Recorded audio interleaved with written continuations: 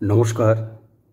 আমার সমস্ত দর্শক বন্ধুদের জানাই আমার অকৃত্রিম ভালোবাসা।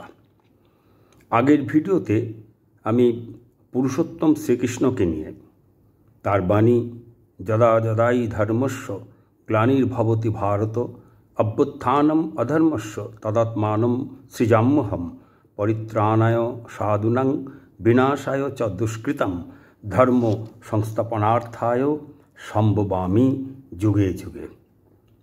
অর্থাৎ যখন যখন ধর্মের গ্লানি হয়, অধর্মের উত্থান ঘটে, তখন তখন সজ্জনদের পরিত্রাণ, দুষ্কৃতকারীদের বিনাশ এবং ধর্ম সংস্থাপনের জন্য, অন্যায়ের প্রতিবিধান করে ন্যায়ের প্রতিষ্ঠার জন্য ভগবান জীবদেহ ধারণ করে পৃথিবীতে অবতীর্ণ হন। আমি নেমে আসি, এই যে কথাটা, এই বাণী নিয়ে আলোচনা করেছিলাম আর বলেছিলাম পরবর্তী ভিডিওতে, এই আলোচনাটা আমি করেছিলাম পার্ট 1 পর্ব 1 নম্বর পর্বতে। পরবর্তী ভিডিওতে শাসক হিসেবে, নেতা হিসাবে, যোদ্ধা হিসাবে, বিচারক হিসাবে প্রকৃত তার ভয়ঙ্কর, কঠিন, কোমল, কঠোর ও অসীম মানবতার যে কোমল রূপ, বন্ধু হিসেবে তার নিখুঁত উপস্থিতি ইত্যাদি নিয়ে আলোচনা করব। আসুন আলোচনা করি। আমরা ধর্মজগতের ধর্মপ্রাণ লোকেরা এই যে পুরুষোত্তম শ্রীকৃষ্ণের বাণী যদা যদাই ধর্মস্য গ্লানির্ভবতি ভারত, এই বাণীর মর্মার্থ কী তা বুঝি, মানি বা বিশ্বাস করি।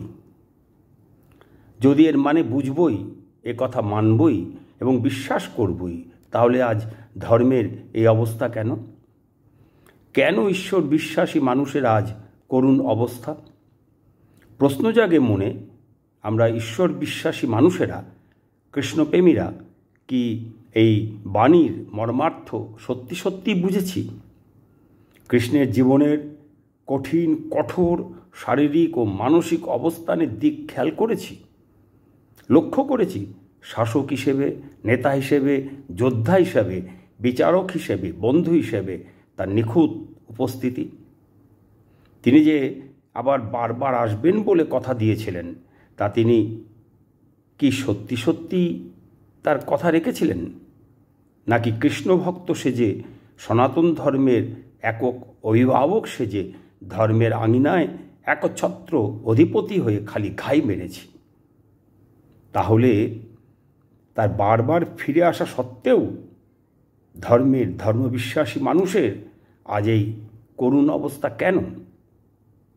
নাকি সবটাই অজ্ঞানতার অন্ধকারে ডুবে গিয়ে, তাত্ত্বিক আমেজে মজে গিয়ে নিছক ভালোবাসা কিংবা ভণ্ডামি? কেন শ্রীকৃষ্ণকে পরম পুরুষ, জীবনস্বামী, পুরুষোত্তম ও মানবজাতির মুক্তির প্রাণপুরুষ বলা হয়? আসুন তাঁর বাঁশি হাতে, গোপিনীর সাথে বালগোপাল রূপে নাড়ু খেতে দেখা পরিচিত দিক ছেড়ে প্রকৃত তার ভয়ঙ্কর, কঠিন, কঠোর আর অসীম মানবতার যে কোমল রূপ, তা একে একে দেখি। 1, শ্রীকৃষ্ণ শৈশবেই দুর্ধর্ষ আর অপ্রতিরোধ্য প্রকৃতির ছিলেন। পুতনা রাক্ষসী সহ অন্যান্য রাক্ষসদের এবং কালীয় নাগকে হত্যা করে তিনি নিজের ও বৃন্দাবনবাসীর জীবন রক্ষা করে শৈশবেই ইঙ্গিত দিয়েছিলেন যে তিনি নিছকই একজন সাধারণ মানুষ নন।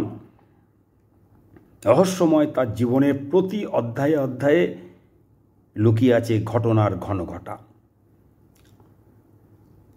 2, যৌবনে কৃষ্ণ তার মামা কংসের অনুগামীদের দ্বারা সংঘটিত বহু হত্যার ষড়যন্ত্র থেকে নিজেকে রক্ষা করে কংসকে বধ করেন এবং সেখানে কংসের পিতা উগ্রসেনকে পুনরায় যাদবকুলের রাজা হিসাবে সিংহাসনে অধিষ্ঠিত করেন এবং নিজে সেখানে অন্যতম যুবরাজ হিসেবে অবস্থান করেন। এইখানে একটা বিষয় লক্ষণীয়। সেই লক্ষণীয় বিষয় হলো, ইচ্ছে করলে তিনি নিজেই স্বাভাবিক নিয়মেই মথুরার সিংহাসনে বসতে পারতেন, কিন্তু তা তিনি করেননি। 3, এই ধরনের ভয়ঙ্কর শত্রুদের বিরুদ্ধে কৃষ্ণের একক কৌশলী লড়াই ও তাদের পরাস্ত করা প্রমাণ করে কৃষ্ণ অসাধারণ চৌকস, মেধাবী, শক্তিশালী, প্রখর কূটবুদ্ধিসম্পন্ন পুরুষ ছিলেন, যা বর্তমান উন্নত সামরিক শক্তিসম্পন্ন যে কোনো দেশের যে কোনো মিলিটারি জেনারেল, ফিল্ড মার্শালদের দুর্ধর্ষতাকে হার মানায়। 4, চেদি দেশের রাজা শিশুপালের 100 ঘৃণ্য অপরাধ তিনি সহ্য করেছিলেন এবং তাকে ক্ষমা করে শুধরে যাবার সুযোগ দিয়েছিলেন। এটা আমরা সকলেই জানি। এই যে তাকে শুধরে যাবার সুযোগ দিয়েছিলেন, দেওয়ার মধ্যে দিয়ে কৃষ্ণের চূড়ান্ত সহনশীলতা ও সংশোধনের মাধ্যমে বেঁচে থাকা ও বেড়ে ওঠার যে মানসিকতা, সেই মানসিকতার প্রমাণ পাওয়া যায়। এবং এর সাথে এও প্রমাণ পাওয়া যায় যে একটা নির্দিষ্ট সময়ের পর সমাজের স্বার্থে, মানবজাতির স্বার্থে, সঠিক সময়ে, প্রয়োজনে তিনি কতটা ভয়ঙ্কর হয়ে উঠতে পারেন। শিশুপালের 101টা অপরাধের পর কৃষ্ণের ভয়ঙ্কর হয়ে ওঠা এবং পরিশেষে নির্মম হত্যা প্রমাণ করে যে তার সীমাহীন চরম সহনশীলতা এবং নিজেকে সংশোধনের মাধ্যমে বেঁচে থাকা ও বেড়ে ওঠার জন্য যে সুযোগ, সেই সুযোগ দেওয়াকে যেন কেউ তার চরিত্রের দুর্বলতা বলে মনে না করে। এখানেই তিনি প্রমাণ করেছিলেন কেন তাকে পরম পুরুষ বলা হয়ে থাকে। 5, পরবর্তী সময়ে আমরা দেখতে পাই প্রাচীন গুজরাটে শ্রীকৃষ্ণ দ্বারকা নামে রাজ্য প্রতিষ্ঠিত করেন। ঠিক ওই সময় কামরূপের রাজা ছিলেন অত্যাচারী, ধর্মদ্রোহী, নারী হরণকারী নরকাসুর। তিনি তার রাজত্বকালে ভারতের বিভিন্ন রাজ্যে মানবতা বিরোধী চরম অত্যাচার চালিয়ে মানব সমাজের অস্তিত্বকে বিপন্ন করে তোলেন। তিনি এতটাই নারকীয় আসরিক ক্রিয়াকলাপে যুক্ত থাকতেন যে তাকে শুধু অসুর না, একেবারে সরাসরি নরকের অসুর, নরকাসুর আখ্যা দেওয়া হয়েছিল। তিনি ভৌতিক শক্তি বলে বিভিন্ন রাজ্য থেকে নারী অপহরণ করে ভোগের উদ্দেশ্যে নিজের কারাগারে বন্দী করে রাখতেন। সেই সময় প্রবল পরাক্রান্ত এমন কেউ ছিল না যে এমন ভয়ঙ্কর নরপিশাচের হাত থেকে নারীদের তথা সমাজকে রক্ষা করে। আজকের এই বিজ্ঞানের চরম উন্নতির সময়ে নানাবাদের উপস্থিতিতে বিশ্বে কোনো দেশে এমন কেউ প্রবল পরাক্রান্ত ব্যক্তিত্ব আছেন নাকি যে আজকের দিনে নরপিশাচদের হাত থেকে আজকের নারীদের তথা বর্তমান সমাজকে রক্ষা করবে? এরপরই ওই ভয়ঙ্কর নরপিশাচের মানবতা বিরোধী নারকীয় ক্রিয়াকলাপে কৃষ্ণ ভয়ঙ্কর ক্রুদ্ধ হয়ে ওঠেন ও তাকে হত্যা করে সমাজে সুখ শান্তি ফিরিয়ে আনেন এবং নরকাসুরের কারাগারে বন্দী 16,100 নারীকে উদ্ধার করেন। 6, নরকাসুরকে হত্যা করার পর পুরুষোত্তম শ্রী শ্রীকৃষ্ণ কামরূপের যুবরাজ ভগদত্তকেই ওই সিংহাসনে প্রতিষ্ঠিত করেন। এখানেও লক্ষণীয়, মথুরার মতো তিনি কামরূপের যুবরাজকেই সিংহাসনে বসান। 7, কিন্তু সেই সময়ে বন্দী নারীদের সমাজে কোনো সম্মান ছিল না এবং তাদের সমাজের মূল স্রোতে ফিরিয়ে এনে তাদের পুনরায় বিবাহের মাধ্যমে গারস্থ জীবনে প্রবেশের কোনো উপায় ছিল না।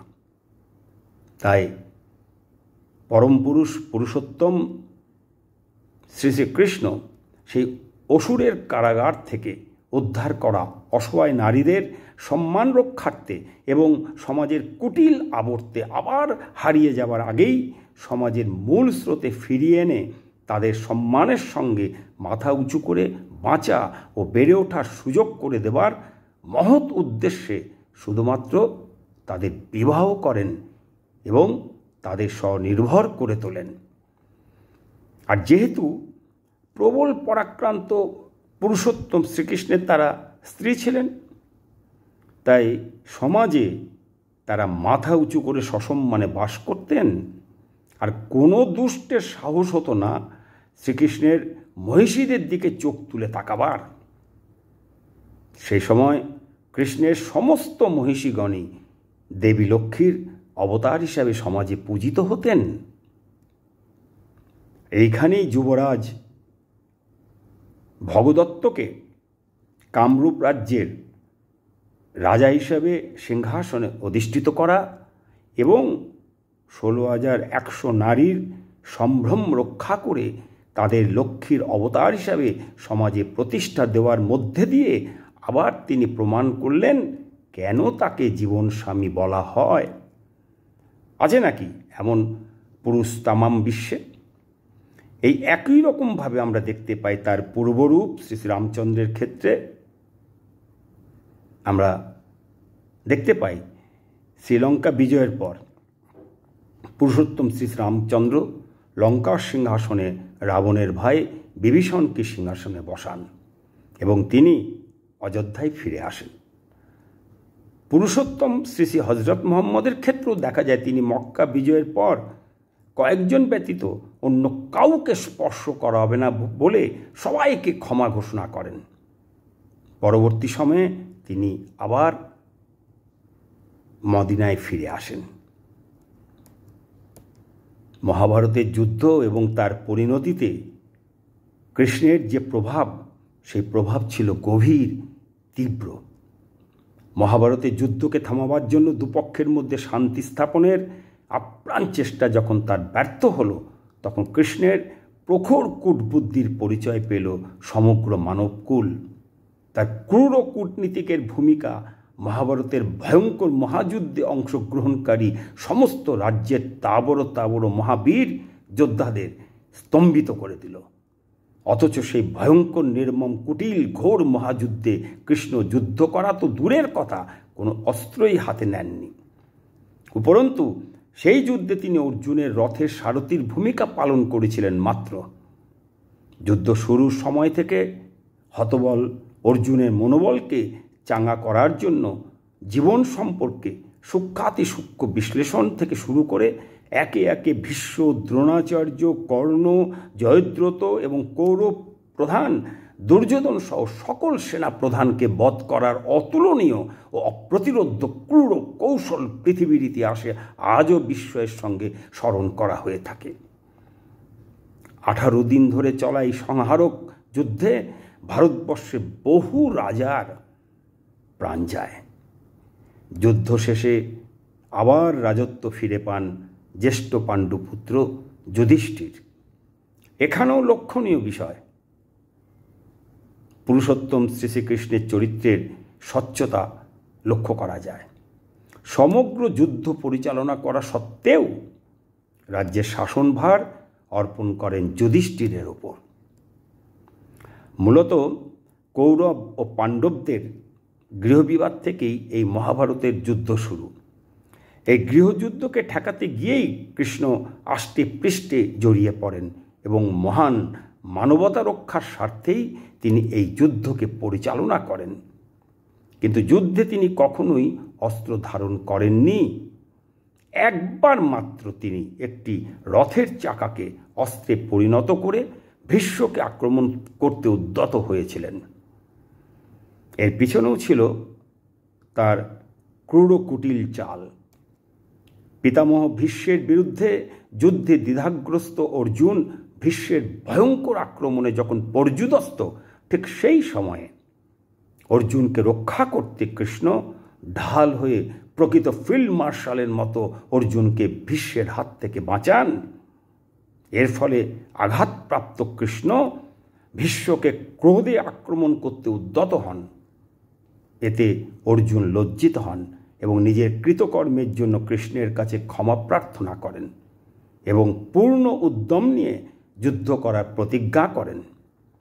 এখানে একসঙ্গে কৃষ্ণ দুটি নিদর্শন স্থাপন করলেন। এক, নিজে অস্ত্র ধারণ করার মধ্যে দিয়ে তিনি অর্জুনত্বকে আঘাত করে তার চেতনাকে জাগ্রত করলেন ও তাকে রক্ষা করলেন। অন্যদিকে তিনি সামান্য রথের চাকারূপী অস্ত্র ধারণ করলে কি মহাপ্রলয় হতে পারে তারও ইঙ্গিত দিয়েছিলেন। কিন্তু তিনি অস্ত্র ধরেননি, কারণ তিনি দেখাতে চেয়েছিলেন মানবজাতিকে 18 দিনের যুদ্ধের প্রতিদিনের ধর্মের জয় আর অধর্মের পরাজয়ের জীবন্ত ছবি।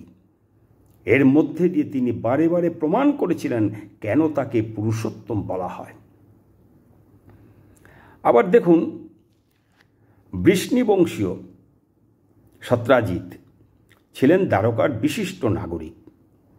সূর্যদেব সত্রাজিতের ভ্রাতা প্রসেনকে সমন্তকমণি উপহার দেন। শ্রীকৃষ্ণ সত্রাজিতের কাছে সমন্তকমণি দেখতে চাইলে সত্রাজিৎ তাকে মণিটি দেখান এবং শ্রীকৃষ্ণ চলে গেলে সত্রাজিৎ ভাই প্রসেনকে সমন্তকমণি হাতে দিয়ে তাকে আত্মগোপন করে থাকতে বলেন এবং পরে প্রচার করে দেন যে শ্রীকৃষ্ণ মণিটি দেখে চলে যাবার পর মণিটি আর পাওয়া যাচ্ছে না। এই বদনাম কৃষ্ণকে অনুপ্রাণিত করে মণিটি খুঁজে বার করার জন্য। পরে তিনি অনেক অনুসন্ধানের পর ভল্লুকরাজ জাম্বুবানের কাছে সমন্তকমণির সন্ধান পেলেন। সেখান থেকে মণিটি উদ্ধার করে এনে তিনি দ্বারকার সকল বিশিষ্ট নাগরিকের সামনে ঘটনাটি তুলে ধরেন এবং দ্বারকার সকল বিশিষ্ট নাগরিকের দেওয়া রায় সত্ত্বেও শ্রীকৃষ্ণ সমন্তকমণি গ্রহণ করেননি, ফিরিয়ে দিয়েছিলেন সত্রাজিৎকে। এখানেও প্রমাণ হয় বৃত্তি প্রবৃত্তির কতটা ঊর্ধ্বে তিনি বিচরণ করেন এবং কেন তাকে মানবজাতির মুক্তির প্রাণ পুরুষ বলা হয়। কিন্তু ধর্ম ও ঈশ্বর বিশ্বাসী সাধারণ অজ্ঞ মানুষ, চূড়ান্ত বৃত্তি প্রবৃত্তিতে ডুবে থাকা রিপুতারিত ভাঙাচোরা মানুষ আজ কৃষ্ণকে নিয়ে শুধু বালগোপাল বালগোপাল খেলায় করে আর লাড্ডু মালপোয়ার মধ্যে তার জীবন দর্শন খুঁজে পায়। তার বাণী যদা যদা হি ধর্মস্য গ্লানির্ভবতি ভারত, এই বাণী প্রয়োগ করে যত্রতত্র এবং যে কোনো ব্যক্তির মধ্যে তার প্রতিফলন দেখতে পান। কিন্তু দেখতে পান না তিনি যে তার বলা অনুযায়ী তার আসার আগে পুরুষোত্তম শ্রী শ্রী রামরূপে এসেছিলেন। তিনি তার কথা রেখেছিলেন। প্রথমত তার এই যে কঠিন কঠোর যে ভয়ঙ্কর রূপ, সে রূপ চাপা পড়ে যায়। তার বাঁশি হাতে গোমাতার সাথে, সখীদের সাথে আর বালগোপাল নাড়ু হাতে ইত্যাদি ইত্যাদি ছবি এবং গল্প কাহিনীর মধ্যে চাপা পড়ে যায় তার ভয়ঙ্কর পৌরুষের যে ছবি। আবার তিনি যে গীতাতে যে 700 শ্লোক, সেই শ্লোকের 4র্থ অধ্যায়ে যে তিনি যদা যদাই ধর্মস্য গ্লানির্ভবতি ভারত যে বললেন কথাটা, সেটাও চাপা পড়ে যায়। তাই বলছিলাম, তিনি যে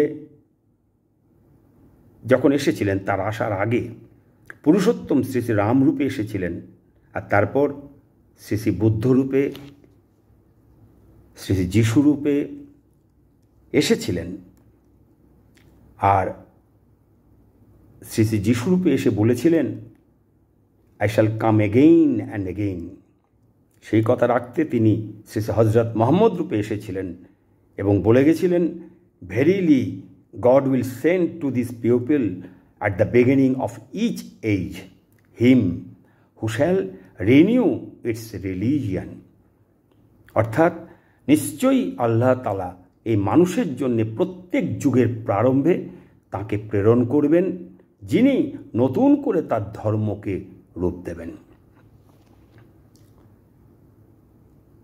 এই কথা the saying of prophet Muhammad, edited by Mohammad Amin, 1955, Lahore, message number 451, page 110 এই বইয়ে পাওয়া যায়। এটা যখন পড়ে শোনানো হলো ঠাকুরকে, তখন শ্রী ঠাকুর প্রফুল্লদাকে প্রশ্ন করলেন, god will send to this people, এই দিস পিপল মানে কি?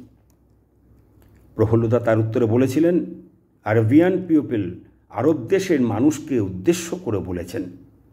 সারা পৃথিবীর মানুষ ধরলেও আপত্তি নেই। ঠাকুর বললেন, তাই সকলের জন্যই। দিস পিপল মানে সকলের জন্যই। প্রফুল্লদা বললেন, at the beginning of each age, প্রত্যেক যুগের প্রারম্ভে।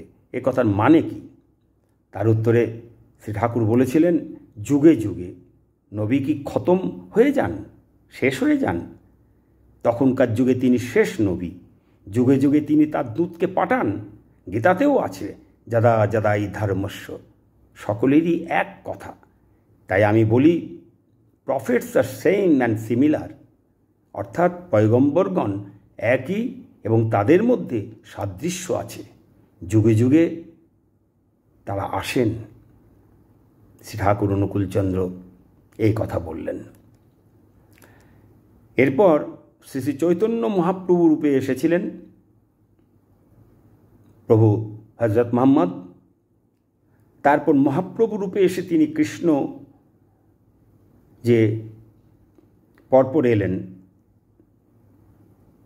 তো মহাপ্রভু রূপে এসে মানুষকে স্মরণ করিয়ে দেওয়ার জন্য বলেছিলেন, চৈতন্য মহাপ্রভু রূপে বলেছিলেন, এই মতো হবে মোর দুই অবতার, নাচিব কীর্তনানন্দে তোমা সবাকার। আমায় কহিলাম এই সব কথা, কভু না হইবে উহার অন্যথা। সেই মতো কথা রাখতে তিনি শ্রী ঠাকুর রামকৃষ্ণ রূপে এলেন এবং বলে গেলেন, আমি যাব আর আসব, আমি যাব আর আসব। সেই কথা রেখে তিনি রামকৃষ্ণ রূপে দেহ রাখার 2 বছর পর, 2 বছর 29 দিনের মাথায় আবার নেমে এলেন মানুষ রূপে, মানুষ মায়ের গর্ভে, মাটির পৃথিবীতে, রক্ত মাংসের শরীর নিয়ে শ্রী ঠাকুর অনুকূলচন্দ্র রূপে। গীতায় বলে যাওয়া তার কথা তিনি নিজে বারবার এসে রেখে গেলেন। আর শেষ রূপে এসে বলে গেলেন, যা দিয়ে গেলাম আগামী 10,000 বছরের মধ্যে কিচ্ছু লাগবে না। অর্থাৎ হয়তো আগামী 10,000 বছর পুরুষোত্তম ঠাকুর অনুকূলচন্দ্র রূপী শ্রীকৃষ্ণ আর মানব দেহে আসবেন না, আসার দরকার হবে না। তার জন্য তিনি রেখে গেছেন আচার্য পরম্পরা। আজ শুধু ভারাক্রান্ত হৃদয়ে এটুকুই বলতে ইচ্ছে করে, যেমন পঞ্চভূতের ফাঁদে ব্রহ্মা পড়ে কাঁদে, ঠিক তেমনি ভক্তকুল মাঝে জীবন্ত ঈশ্বর বাধা পড়ে কাঁদে। তার বলে যাওয়া বাণীকে মানুষ, তার ভক্তরা অস্বীকার করে। তার বলে যাওয়া বাণীকে খুঁজে দেখার প্রয়োজন মনে করে না। আর যারা জানে তারা সেই বাণীটাকে এড়িয়ে যান, চাপা দিয়ে যান। আর এটা করেন ধর্মজগতের লোকেরাই। ঈশ্বরের সঙ্গে বেঈমানি, যারা ঈশ্বর ধর্ম মানেন না তারা করেননি। ঈশ্বরের সঙ্গে বেঈমানি করেছেন ঈশ্বরের অনুগামী ধর্মজগতের লোকেরাই। হে ঈশ্বর, তুমি আমাদের এই অপরাধকে, এই অজ্ঞানতাকে, অহংকারকে ক্ষমা করো, ক্ষমা করো, ক্ষমা করো। আজ এই পর্যন্ত। পরবর্তী ভিডিওতে আবার আসব। জয় গুরু।